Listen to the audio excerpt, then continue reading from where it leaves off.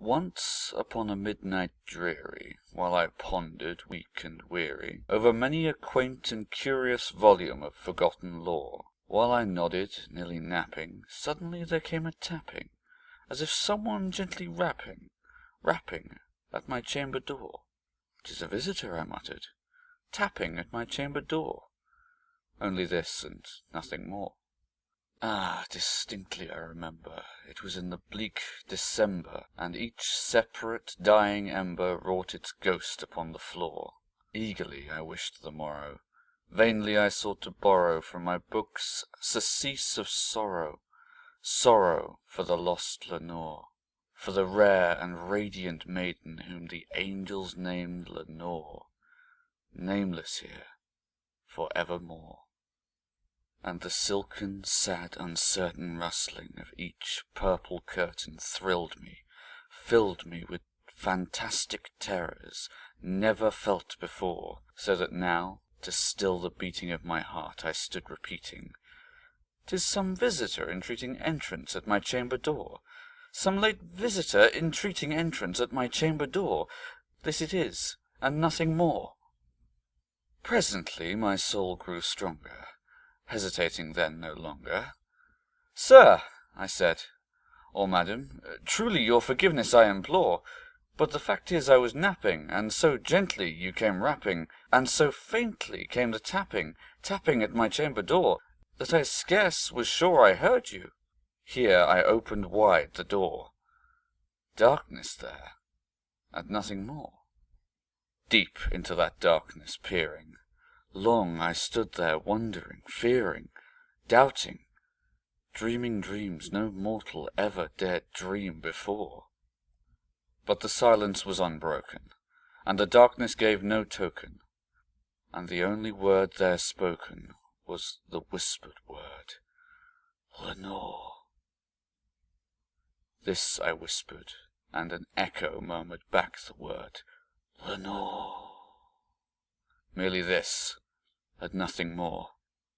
Back into my chamber turning, all my soul within me burning, soon again I heard the tapping, somewhat louder than before. "Surely," said I, "surely that is something at my window lattice. Let me see then what thereat is, and this mystery explore. Let my heart be still a moment, and this mystery explore. 'Tis the wind and nothing more."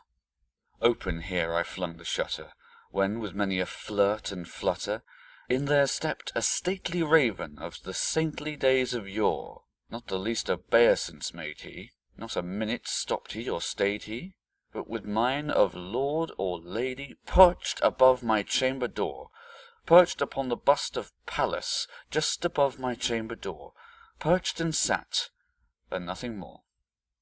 Then this ebony bird beguiling my sad fancy into smiling, by the grave and stern decorum of the countenance it wore. "Though thy crest be shorn and shaven, thou," I said, "art sure no craven, ghastly, grim, and ancient raven, wandering the nightly shore. Tell me what thy lordly name is on this night's Plutonian shore." Quoth the raven, "Nevermore."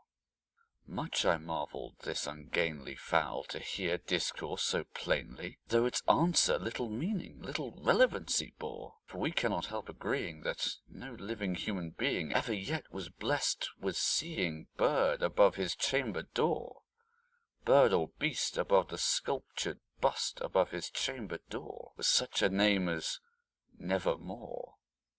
But the raven, sitting lonely on the placid bust, spoke only that one word, as if his soul in that one word he did outpour. Nothing further than he uttered, not a feather than he fluttered, till I scarcely more than muttered, "Other friends have flown before. On the morrow he will leave me, as my hopes have flown before." Then the bird said, "Nevermore." Startled at the stillness broken by reply so aptly spoken, "Doubtless," said I, "what it utters is its only stock and store, caught from some unhappy master, whom unmerciful disaster followed fast and followed faster, till these songs one burden bore, till dirges of his hope that melancholy burden bore of never, nevermore. But the raven, still beguiling all of my sad soul into smiling, straight I wheeled a cushioned seat in front of bird and bust and door.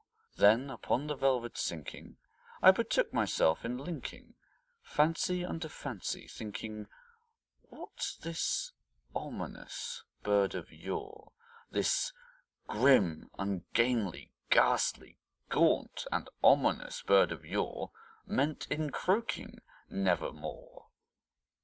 This I sat engaged in guessing, but no syllable expressing, to the fowl whose fiery eyes now burned into my bosom's core. This and more I sat divining, with my head at ease reclining on the cushion's velvet lining, the lamplight gloated o'er, but whose velvet violet lining with lamplight gloating o'er she shall press, nevermore. Then methought the air grew denser, perfumed from an unseen censer, swung by seraphim whose footfalls tinkled on the tufted floor. Wretch, I cried, thy God hath lent thee, by these angels he has sent thee, respite and nepenthe from thy memories of Lenore. Quaff, oh quaff this kind nepenthe, and forget this lost Lenore.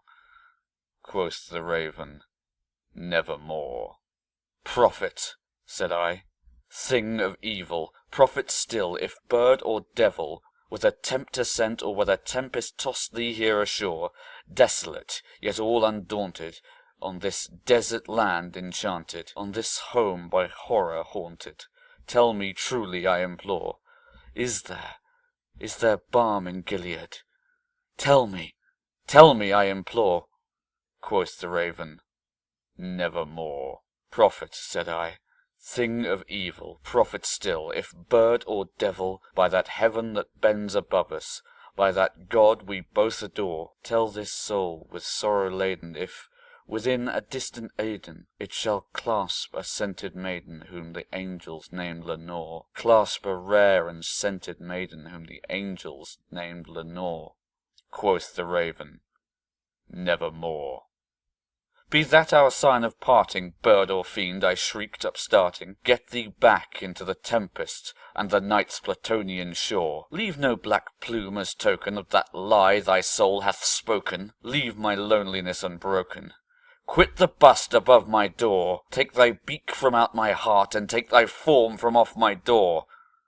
Quoth the raven, nevermore.